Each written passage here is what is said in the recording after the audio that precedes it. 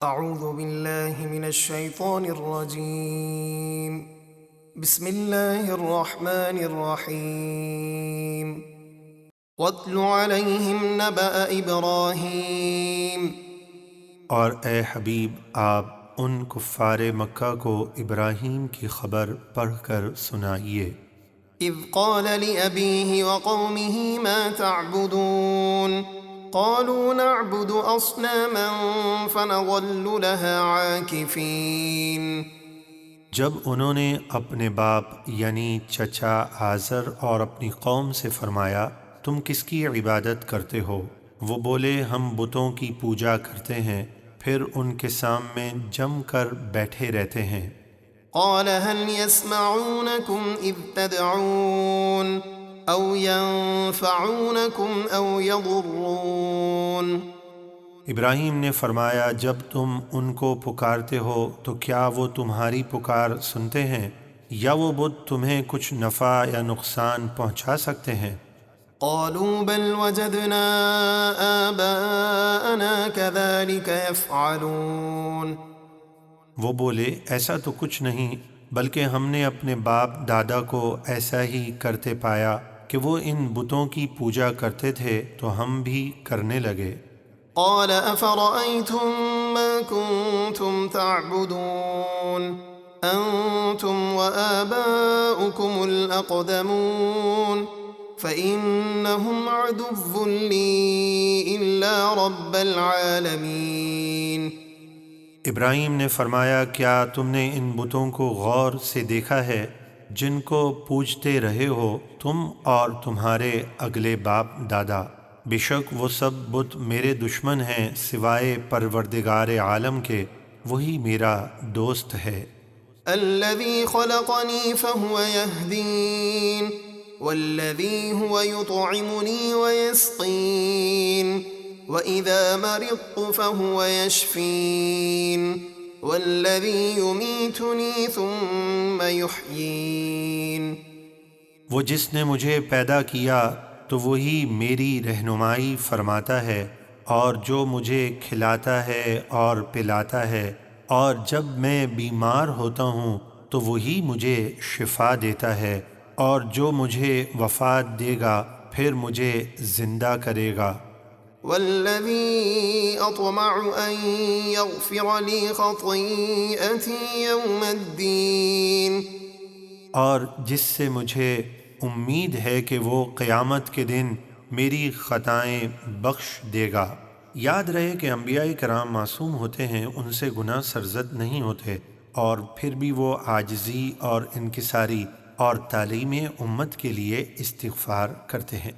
رب هب لي حكما وألحقني بالصالحين واجعل لي لسان صدق في الآخرين واجعلني من ورثة جنة النعيم واغفر لأبي إنه كان من الضالين۔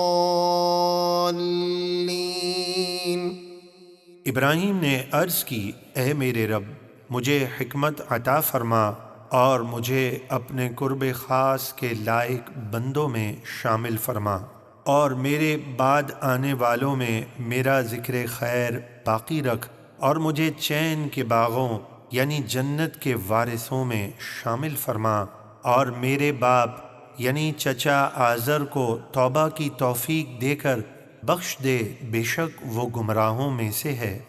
ولا تخزني يوم يبعثون يوم لا ينفع مال ولا بنون إلا من أتى الله بقلب سليم۔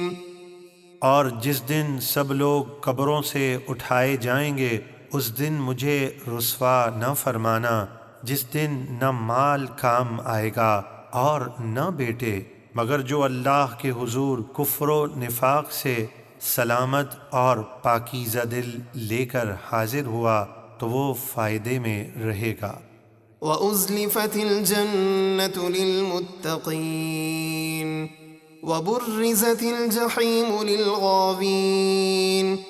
اور جنت پرہیزگاروں کے قریب لائی جائے گی، اور گمراہوں کے لیے دوزخ ظاہر کر دی جائے گی۔ وقيل لهم أين ما كنتم تعبدون من دون الله هل ينصرونكم أو ينتصرون فكبكبوا فيها هم والغاوون وجنود إبليس أجمعون۔ اور ان سے کہا جائے گا کہاں ہیں وہ بت جن کی تم پوجا کرتے تھے اللہ کے سوا؟ کیا وہ تمہیں عذاب سے بچا کر تمہاری مدد کر سکتے ہیں یا بدلہ لے سکتے ہیں؟ تو وہ بت اور ان کے سب گمراہ پجاری جہنم میں اوندھے منہ پھینک دیے جائیں گے، اور ابلیس کے سب لشکر بھی۔ قالوا وهم فيها يختصمون تالله إن كنا لفي ضلال مبين۔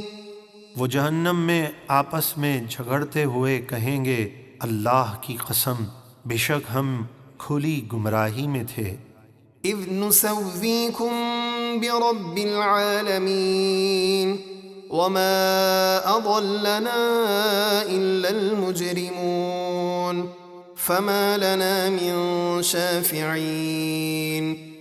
اے بتو، جب ہم تمہیں رب العالمین کے برابر ٹھہراتے تھے اور ہمیں مجرم لوگوں نے ہی گمراہ کیا، تو اب ہمارے لیے کوئی سفارش کرنے والا نہیں۔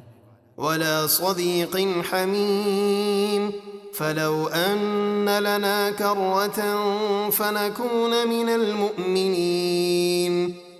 اور نہ ہی ہمارا کوئی غمخوار قریبی دوست ہے، تو اگر کسی طرح ہمارے لیے ایک بار دنیا میں لوٹ جانے کا موقع ہوتا تو ہم مسلمان ہو جاتے۔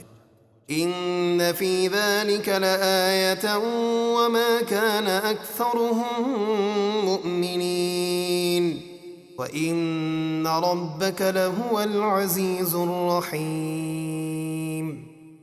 بے شک اس واقعے میں ضرور نشانی ہے، اور ان میں یعنی ابراہیم کی قوم میں اکثر ایمان والے نہ تھے، اور بے شک آپ کا رب ہی عزت والا مہربان ہے۔